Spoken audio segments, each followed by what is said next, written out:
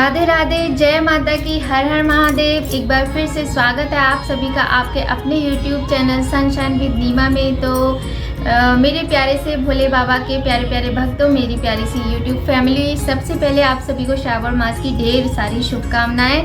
और श्रावण का महीना है, बहुत ही पावन और पवित्र महीना है। चारों तरफ हरियाली हरियाली छाई हुई है और जहाँ जहाँ बहुत गर्मी थी तो बारिश की बूंदों से वहाँ राहत मिली है और बहुत ही सुंदर महीना है। भगवान की जय जयकार, भोलेनाथ की जय जयकार, हर हर महादेव का नारा हमें चारों तरफ सुनाई देता है।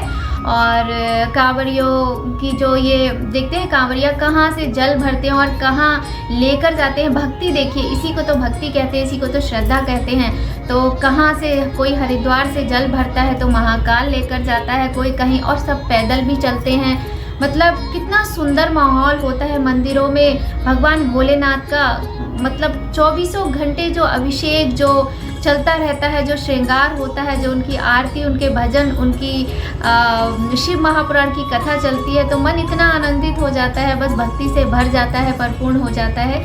तो मैंने सोचा एक आपके लिए बहुत ही उपयोगी वीडियो लेकर आती हूँ। तो देखिए फ्रेंड्स, वैसे तो हमारे भारतवर्ष में हर दिन एक त्यौहार होता है, हर दिन एक शुभ तिथि होती है, हर दिन एक त्यौहार होता है। लेकिन कुछ चीज़ें होती हैं जो बहुत ही अलग होती है, बहुत ही आवश्यक होती हैं। उसी तरह से देखिए श्रावण मास में जो अमावस्या है वो बहुत ही महत्वपूर्ण होती है। क्योंकि देखिए वैसे तो मतलब पूरे वर्ष अमावस्या, हर महीने में अमावस्या का त्यौहार आता है, लेकिन जो श्रावण मास की अमावस्या होती है उसको हम हरियाली अमावस्या के नाम से भी जानते हैं। और इस बार की जो श्रावण मास की अमावस्या है वह बहुत ही खास है, बहुत ही महत्वपूर्ण है। उसका कारण क्या है? क्योंकि इस बार श्रावण मास की अमावस्या सोमवार के दिन पड़ रही है।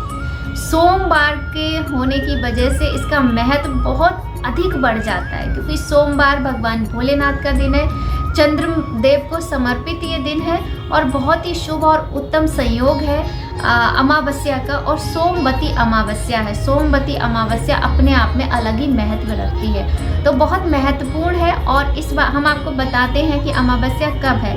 तो अमावस्या है 17 जुलाई, दिन सोमवार 2023 को। पूरे दिन अमावस्या तिथि रहेगी। किसी भी तरह का मन में कोई संदेह मत लेकर आइए कि कब प्रारंभ हो रही है क्या, क्योंकि जब सूर्योदय में तिथि होती है तो वो पूरे दिन रहती है, वही मान्य होती है। तो पूरे दिन सूर्योदय की जो तिथि अमावस्या वो पूरे दिन मान्य होगी। और अमावस्या के दिन जो भी हम पूजा करते हैं वह बहुत फलदायी होती है। अमावस्या का जो दिन है वो पितरों को समर्पित होता है। तो देखिए पितृ दोष जो होता है हमारी कुंडली में बहुत बड़ा दोष होता है, और जब हमारे पितृ प्रसन्न होते हैं तो हमारे वारे न्यारे हो जाते हैं और सौभाग्य में वृद्धि होती है।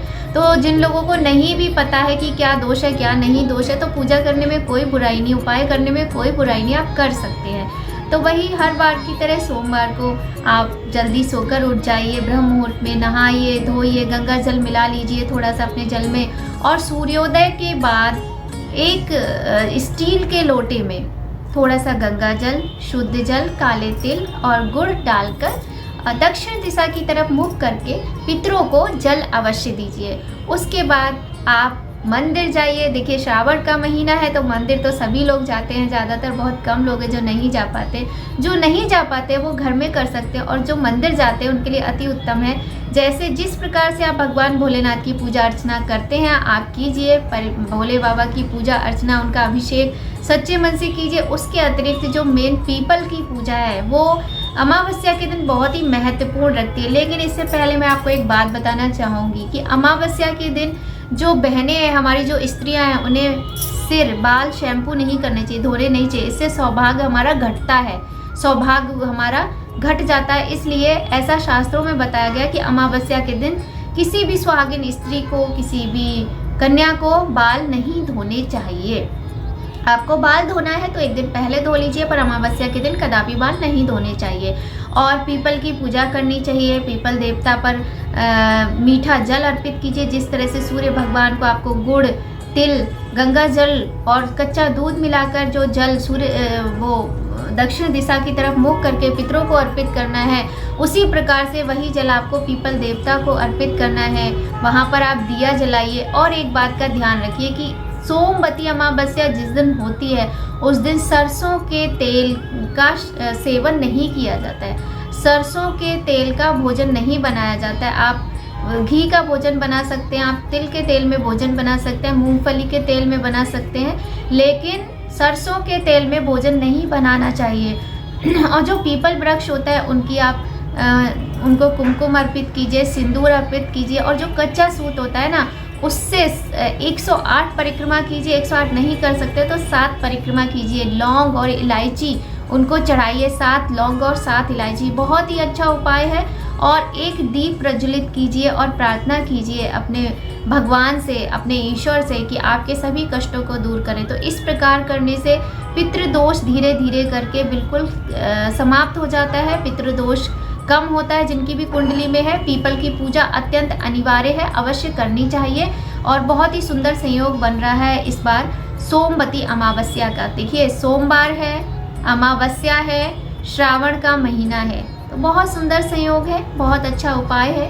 आप चाहे तो शाम को जाकर भी पीपल देवता पर दीप प्रज्वलित कर सकते हैं। वैसे सुबह में जल का जो प्रयोग है वो सुबह में ही करना चाहिए। उनको मिठाई का भोग लगाइए, गुड़ का भोग लगाइए, जो भी आपके पास अवेलेबल है सामान उसी से पूजा अर्चना कीजिए, पुष्प चढ़ाइए और सच्चे मन से पूजा प्रार्थना कीजिए। देखिए सबसे बड़ी बात तो यही होती है कि आपकी श्रद्धा, आपकी भक्ति, आपके भाव सच्चे होने चाहिए, मन से होने चाहिए, बिना मन के नहीं होने चाहिए। तो इस प्रकार से भगवान की पूजा अर्चना कीजिए, गाय को चारा खिलाइए, चिड़ियों को दाना डालिए और मछलियों को गोलियां खिलाइए। और आप जितना दान कर सकते हैं, सबसे पहले आप चाहे तो 1.25 किलो चावल जो कि बिल्कुल भी टूटे हुए ना हो, मंदिर में जाकर पंडित जी को दान कीजिए, दक्षिणा दीजिए, पूरे श्रद्धा भाव से उनको प्रणाम कीजिए, उनका आशीर्वाद लीजिए।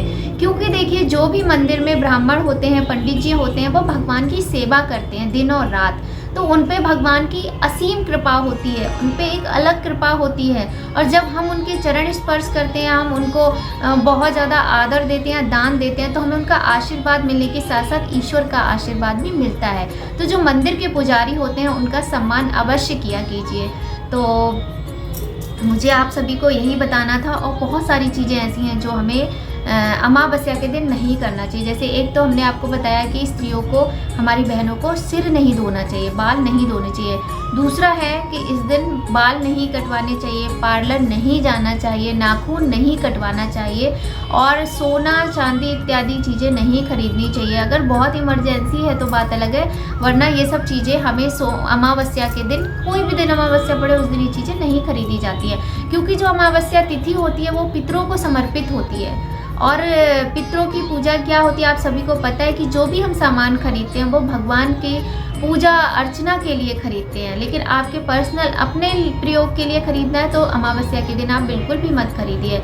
और सुहाग की सामग्री भी हमें अमावस्या के दिन नहीं खरीदनी चाहिए। तो वीडियो अगर आपको अच्छी लगे, जानकारी अगर आपको अच्छी लगे तो एक लाइक अवश्य कीजिएगा और बहुत सारा प्यार दीजिए, आशीर्वाद दीजिए कि मैं इसी प्रकार से स्वस्थ रहूं और बहुत अच्छी अच्छी वीडियो आपके साथ शेयर करती रहूं। और बहुत सारा प्यार दीजिए। मेरे वीडियोस पर व्यू नहीं आते हैं, लाइक्स नहीं आते हैं, बहुत दुख होता है कि मेहनत करने के बाद फल नहीं मिलता है। तो आप लोगों से प्रार्थना है कि अपनी नीलू मिश्रा को सपोर्ट कीजिए और बहुत सारा प्यार दीजिए ताकि मैं बहुत अच्छी अच्छी वीडियो लेकर आऊँ। बहुत जल्दी मेरी वीडियो बनाइए।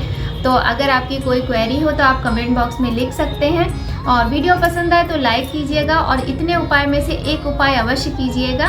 तो मिलते हैं आपसे नेक्स्ट वीडियो में। राधे राधे, जय माता की, हर हर महादेव।